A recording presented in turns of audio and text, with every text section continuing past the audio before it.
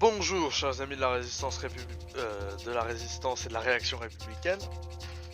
Aujourd'hui nous allons affronter l'oligarchie dans sa forme la plus difficile, hein, effectivement. Nous allons faire une escarmouche en 1 contre 1 contre l'oligarchie avec une IA très difficile, hein. Donc regardez, sur le tout dernier Age of Empires, évidemment les Japs sont à la pointe de la modernité. On peut, si vous voulez, être souverain de sa zone, contrôler sa zone, faire du commerce dans sa zone, et on n'est pas obligé de s'ouvrir au commerce international et fondre dans le mondialisme, si vous voulez. Du coup nous allons jouer contre l'oligarchie qui n'a évidemment aucune nation, elle est aléatoire. Et je joue contre les Allemands, ceux qui dirigent l'Union Européenne. C'est incroyablement RP. Donc nous allons tout d'abord développer tout ce qui touche à l'agriculture, hein. Nous allons redonner du crédit à nos agriculteurs français. Et maintenant, il va falloir déterminer nos frontières, hein. Quelque chose d'évidemment impossible avec l'Union Européenne. Mais là, l'un de mes objectifs premiers va être de savoir où sont mes frontières pour après pouvoir placer mes murs et me protéger de l'IA. Hop. On commence à construire les HLM, mais uniquement pour les Français évidemment, non pas pour les chances, n'en déplaise au LFI. Donc là vous voyez, bon, il n'y a pas d'ouverture, hein. Heureusement j'ai des frontières naturelles, hein, parce que dans notre belle France nous avons des chaînes de montagnes.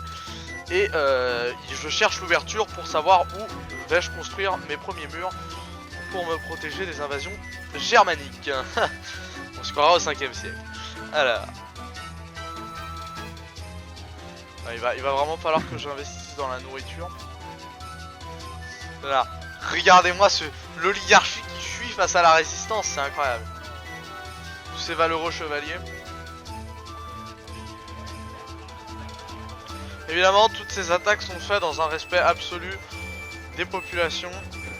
Faut être... mais vous savez, on construit quelque chose, mais on va continuer de construire après.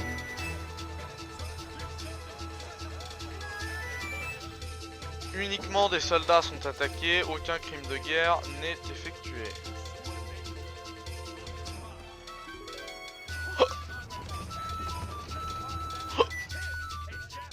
On retourne à la base. Ne gagnons pas trop vite, voyons.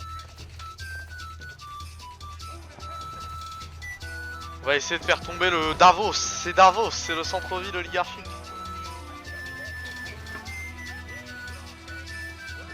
Et Davos va tomber. Klaus Schwab doit encore se cacher dans un des bâtiments. Non, les populations ont été libérées et font maintenant partie du camp souverainiste. Évidemment, elles n'ont pas été tuées, hein. Attention, pas de crime de guerre, hein. Nous ne sommes pas à Sof, hein. Tentative de reconstruction du forum économique de Davos. Non, non, non, pas de World Economic Forum.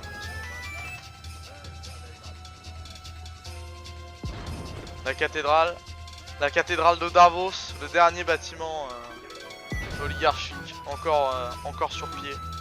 Regardez, il est mis à mal par les bombardes de la résistance. 3, 2, 1. C'est la victoire de la résistance.